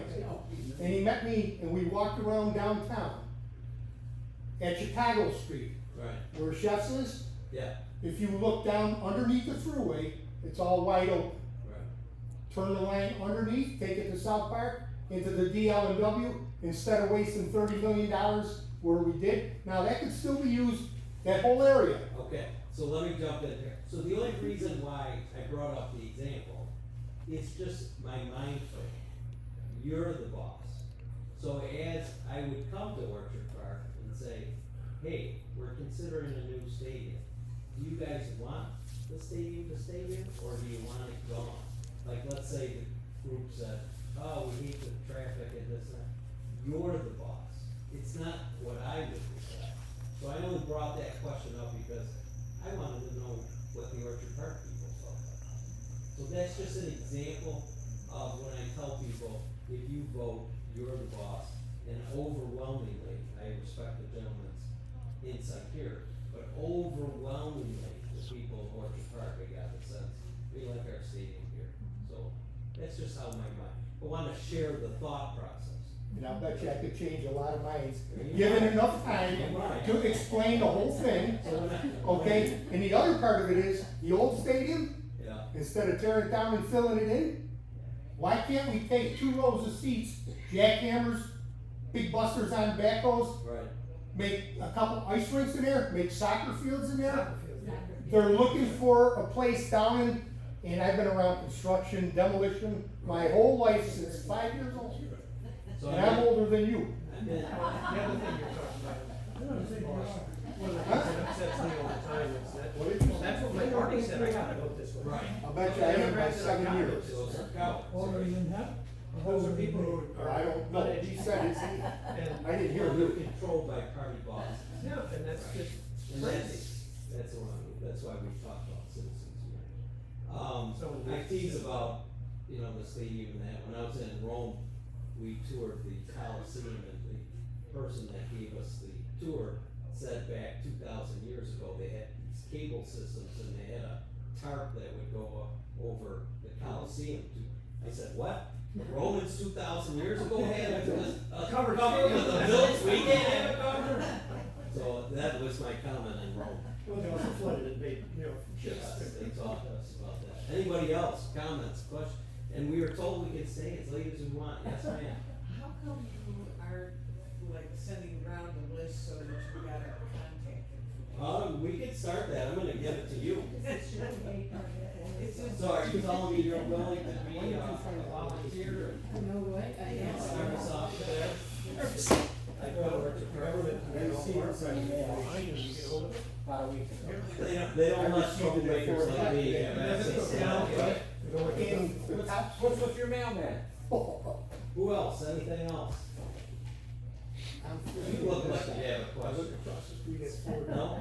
Next to it is 6, just take back on my sister 70. Oh, so I wanna know what you think. Then we go So what back to about the Adams, Epstein there's file, 15 they houses. should be released? Oh, yeah. Oh, without a doubt. This has been this way. And I know, since the early I can 70s. tell based on behavior who's in there, there's, I think Clinton's in On the there, other side of 2. Trump's in there, It's been like that who else since- is in there? Bill Gates is in there. There's some very, Trump obviously, You know where the Mercy? very wealthy people. Now, I would make a sad prediction Streets. that when Trump used his personal lawyer to talk to Miss Maxwell, they had a conversation, and the conversation would go like this: we will pardon you, you will give a story that says Trump is not in the files, was never there, and we're gonna release you, and I think she's gonna have an accident, is what I think. They will keep quiet. That's my prediction, I hope it doesn't happen, but that's how I think these people operate. We're talking about billionaires in New York City. You'd be shocked at how little amount of money it would cost to have somebody murdered. It does not cost a lot. The thing is, I don't know why, I don't hear anything from the Republicans or the Democrats. With Epstein and Ghislaine Maxwell is grotesque. Yes. It is, Well, Nick voted to they keep that. raped and attacked Right. children Yeah. every day. Well- Why aren't we hearing them call out against it? Right. Does Langworthy say anything? He voted to Of keep course the not. records confidential. So Yeah. he knows, again, I go back It's to, disgusting and grotesque. I go back to, Yeah. he created Trump, recruited him, mentored him, and will protect him and vote strictly whatever he wants, whether it's right or wrong. Did he recruit him for 2016? It started as him and Caputo again and a little Mary. Trump and Epstein, they were best friends, what, for 10 years. He knew what he was doing and what he was doing at Mar-a-Lago. I'd be willing, It's I'd be very disgusting. comfortable making a very large wager in Vegas on that. I think it's sad, I wanna share too, and I'm not happy about saying this. I grew up as a Catholic, my kids went to Catholic school, and I have been an attorney who has represented people who are survivors, and to watch, been behind the scenes in some of the litigation. 4 bishops go on TV and lie to Western New York. It's particularly heartbreaking for me. It's caused me to lose a lot of faith. It's an institution that has so much money. They, created Fidelis, which was a New York corporation, they sold it for $4 billion, which would be 18 bishops sit on a trust with that money in it. Not a single school or church needs to be closed. When I was in Rome and I saw all the wealth, and to see the homeless sleep on the Vatican's steps is so heartbreaking. That I have come to the age where I question everything I've been raised by. I went to Michigan State. We had our doctor raping gymnasts for decades. A lot of universities have had these predators, the Boy Scouts, our church groups. You know, when you have your young boys and you say, you can't even believe the words that are coming out of your mouth. That if something inappropriate is happening, they need to talk to me. It takes people to rise up and make changes. That particular example has been covered up for greater than 50 years. And you think about the people that'll go to the grave that have never even said anything, and won't say anything, and the pain. I had one client was, I think he was 76, and he showed up at my office, and he told his wife that he was going to see an attorney, and she said, "Why are you divorcing me?" It was the first time he told her what happened when he was 14 years old, and he's been carrying this weight for so many years. To watch these people share their stories and how ugly they are. That's why things are so important in this country. Stand up and do what's right. And fuck. It just takes people like in this room, recruit some friends. I'm telling you, we're gonna gonna happen, and I'm gonna collect the $20 from Nancy. I'm highly motivated by negativity. And, I apologize for the emotions, but we are talking some heavy issues in this country. Is that a volunteer list or? It is. An attendance list? I should say attendance list, and that way I'll have more volunteers. Right. Yes, sir. Kevin, I just wanna know, how do you represent yourself when you go door to door? As an independent, as a Democrat, or Well, what? right now, I'm a Just proud let me Democrat. interrupt you Yeah, go for a ahead. second. We're loaded with Republicans. Yeah, I Okay. understand. That's why I'm here. Right. Well, yeah, you So, see my- why we're all here. I did not change my values. The party I belong to changed so much that I could no longer Great. associate it with it. It's embarrassing, and I'm happy to talk about it. So my job, I'd say I'm a proud Democrat, but I would also caveat and say, I'll be independent, and if I get pressure from bosses to do something that's wrong, that betrays folks like you, I have no problem doing what's right. That's So, what I'm getting at is That's how I- when you knock on the door yeah, and you present yourself as a certain thing. If you say Democrat, you're gonna get a resistance immediately. well, my job would be, I would like to get the endorsement as soon as possible. I wanna start communicating with Republicans and independents. I wanna move 30% Republicans our way and 60% independents, and that's a recipe for a win. So the quicker I can start communicating with them to explain they're voting against their own best interest, the better off we're all gonna be. And the absentees. And those who haven't voted and are just Well, sitting on the sideline. I would refer to all that group as independents, people that don't I don't think associate. they're that far. Say that again? I don't even think they're admit to being independent. Oh, okay. They're just saying, I'm not gonna vote, I just. Well, those people that say they won't vote, I don't pay attention to, I don't talk to them. There's no, I cannot bring the horse to water and make it drink. So I find out who will vote, then I dial in. I say, okay, I know everybody in this room, we're all on the same side. I'm not worried about that.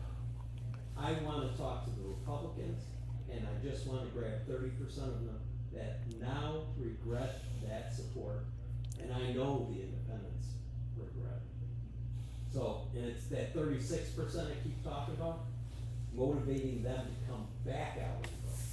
That's an important group. They showed they're willing to vote, they voted during Biden, but then they stayed home. That group is an important group. I do believe it can be done, so. Well, what about the Democratic Party and their support for the 23rd district? And one of the, rumors that goes around is that, they won't put money, They won't put money. They write off the Yeah. 23rd district that the Republicans are gonna win it, then they won't give you this financial support. I've never had financial support, I've always had Okay. to do it the old fashioned way, the shoe leather way. So, I've always been the underdog, the minority in the district. And it's just now flipped the opposite way. So now the job is, these principles that we advocate are the correct ones. And they are in your best interest. And I need to talk to that group and the independents to start getting, so you can win. And like we've all pointed out, the midterms are super important. Checks and balances and a possible removal from office. I'd be for removal. I think it's like a cancer. You need to cut it out. I guess that's Congress would do their checks and balances. Doesn't At have to least, remove them. at least that. At least that. At least that. And you can't do that unless you get the numbers. Right. So it's a 1.5 task. It's an important task. It highly motivates me. I love talking to people. I can tell without knowing you folks, you read, you care about your families, you care about your communities, and you care about your country. Those are fun people to hang out with. So when people say, like the Buffaloes, oh, the district's so big, how are you gonna do it? That's not work to me, that's great, that's fun. Aren't all districts the same size? No, Doesn't it go on population? I don't know how they do it, to be It's honest with you. I know they rig it in a way to, like, we're watching what Texas and some of the red states are gonna do. That's a dangerous, Each district is a Yeah. population, but it might go this way. yeah, and they Instead of- gerrymander it around for their own, so whoever gets in power, they try to reinforce their power, but Doesn't Michigan have an independent one that does the, next for the Congress? you know, they're all political people, so in my opinion, there's no such thing as independent. It's the same amount of people in it. Alright. Yeah, some are very, very big and some are very, very small. In size, in acreage, but it's always the same amount of people in each district.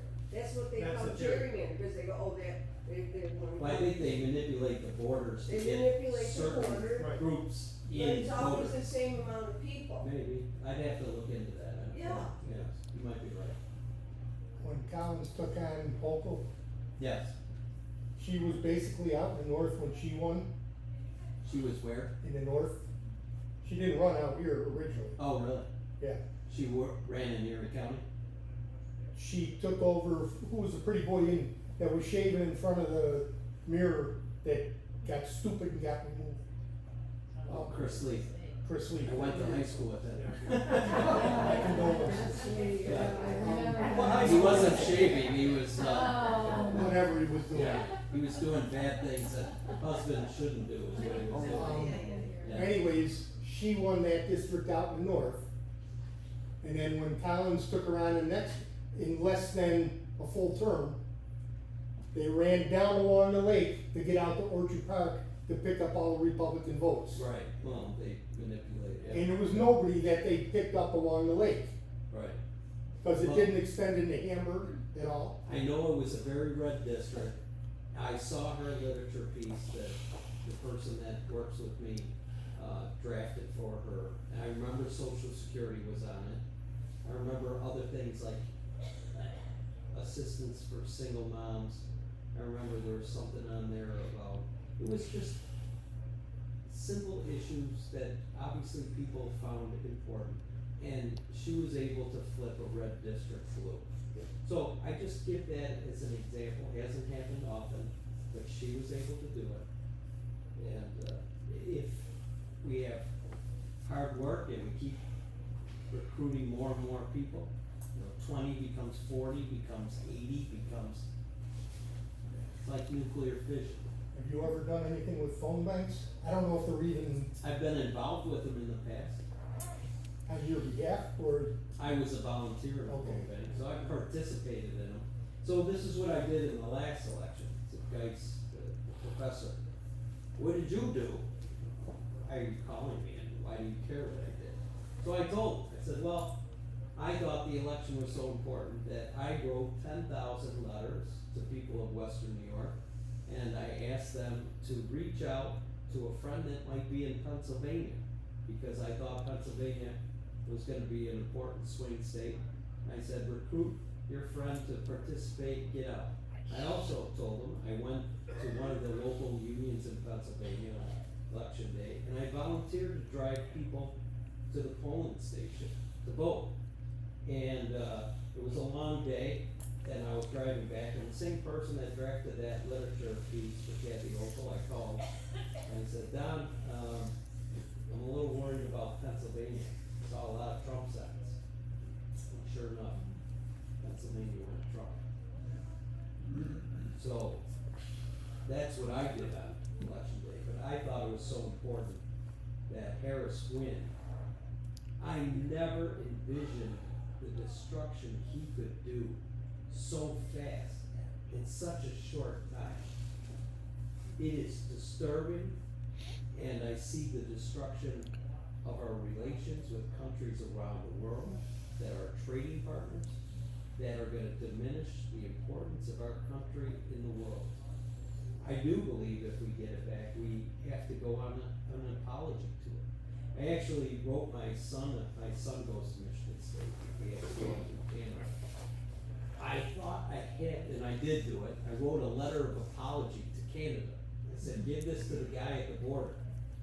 And I said to him, there's so many of us Americans that do not think this way, that we love our Canadian neighbors, We respect your independence, we respect your values.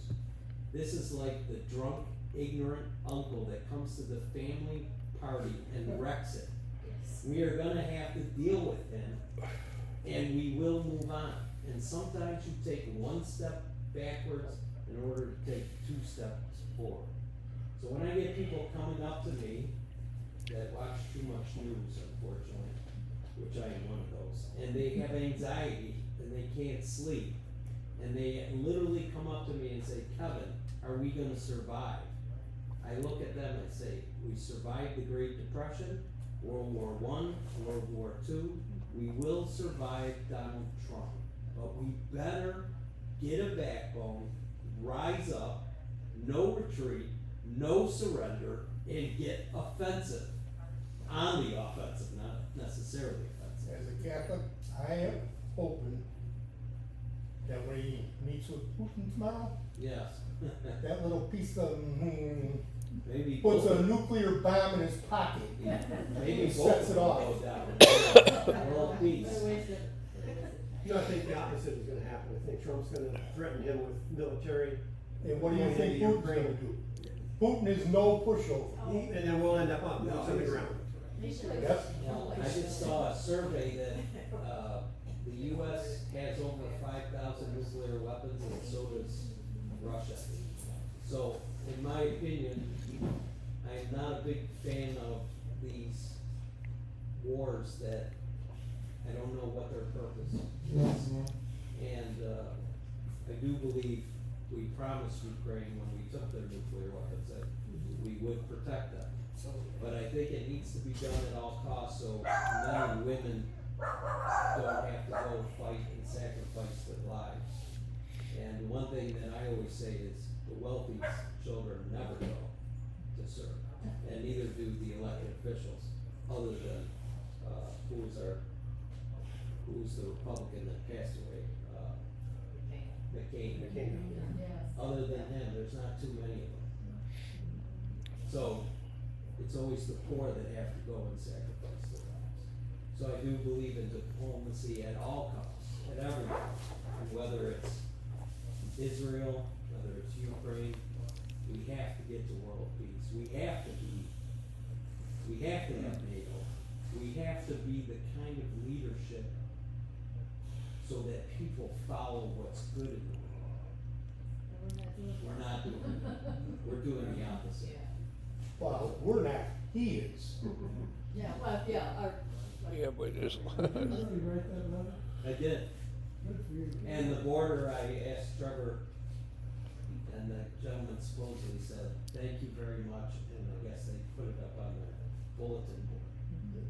But I wanted them to know, there's more of us than what they see of I'm them. going to Canada for a week. A couple weeks. They better have No, good relations. But people up there, I know done it, they can't say. Anybody else?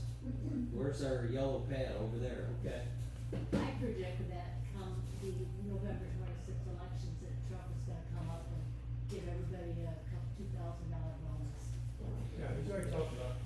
It's Give not everybody that. He doesn't keep his word off, and then maybe the tariff, which I think is gonna affect our recession coming up. Goldman Sachs already says we're heading in a recession.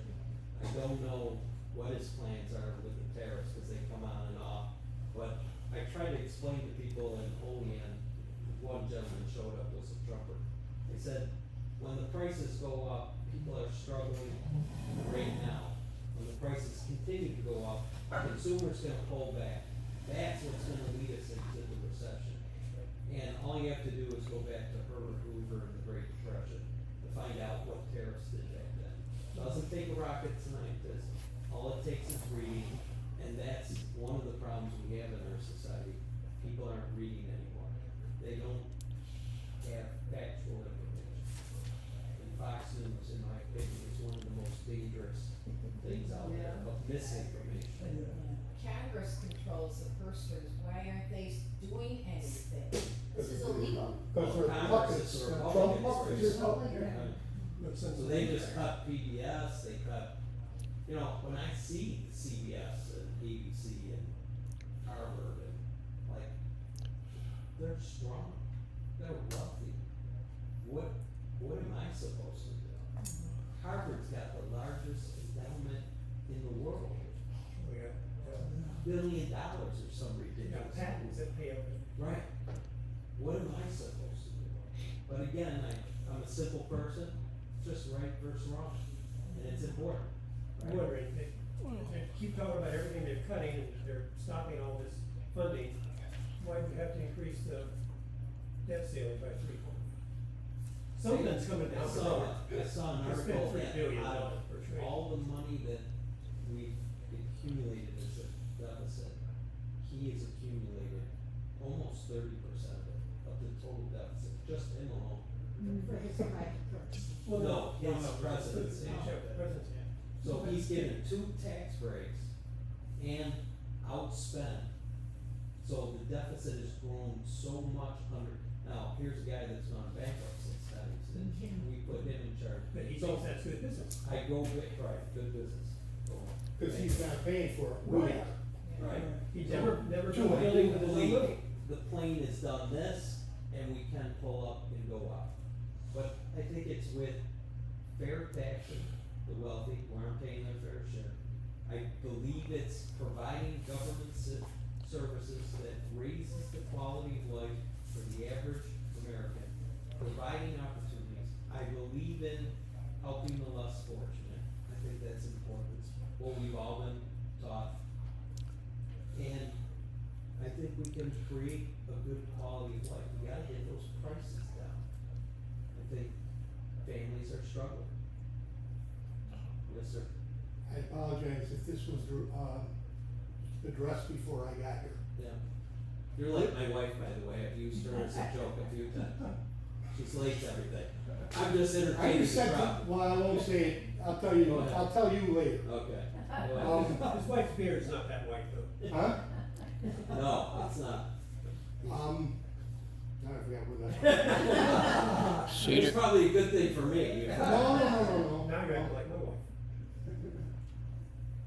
I got whacked in, literally, I'm afraid of CTE, but I'll never know I hear it. it. It's an important issue. Oh, guns. Guns, yeah. Have you addressed that here? We have not. Okay, I'm- where are you on guns? I'm a gun owner myself. I told the group my mother was murdered. I do believe that a family has a right to protect themselves. I don't believe we should be giving military weapons into the hands of average people. You got that? I don't Yeah, believe, I agree. I touched on it before, I think people should lose their rights to own a gun if you engage in illegal behavior, domestic violence, if you have mental health problems. There needs to be checks and balances. What we do in New York? Pretty much. Well, at least we're trying. We're trying. I lived in Florida. Florida's crazy. Florida's crazy. So I, You go back to to gun my, show, buy anything you want. back to my dad, I was coming back from breakfast, walking, he's in a little gated community. And he passed away, I don't know if I told you that, but anyway, all the guys are standing in the street, there's like 10 of them, and they all have their AR-15s out. And I'm like, oh my God, when the uprising begins, it's gonna start in this compound. Florida's nuts. You can just go out a door, no background checks. I believe everybody should have a background check. I really go back to mental health. And I wanted to, we touched on it and I got off track. When I was a prosecutor, I was constantly dealing with people who had mental health issues that in the old days we had Forest Avenue, which we know they had problems. But now we've gone too far where everybody's wandering the streets, they get a bottle of pills, they're told to self-medicate, they don't medicate because they don't like the side effects, they think they're better. And we have a society where we're not treating mental illness. And that's why we're seeing people get access to these powerful weapons and creating the mayhem. So I go back to our healthcare system. I think we could reduce the amounts of this ugliness that we're seeing by having a better healthcare system and treating people with mental illness. That's my personal belief. So I just think certain weapons shouldn't be allowed to be had. We should have checks and balances, we should lose them. I would like to think if somebody, I always tell people, I've never done anything, but I always said, I don't think I could shoot a deer because they're too beautiful to me. But if somebody broke into my house to harm my family, I don't think I would think twice about that. Thank God it's never happened, but I do have a permit, I have a carry permit. Whenever, this joke may fall flat, but whenever I go to court and I got big red letters on firearm on my pass, they always ask me, are you carrying? And I always say, only when my wife's around. That usually gets a good laugh. But it's just my way of entertaining people. And if you were to meet the wife, I refer to her as upper management, I'm just rank and file. You would say, what a lovely person she is, and she's so sweet. Yeah, so I hear that all the time. She must be my ex's sister. She's wonderful. So anything else? We've lost some people, I don't wanna hold you up, but I'm willing to stay as long as you want me to stay. What about dealing with drug addiction? It's a serious issue, so I've had clients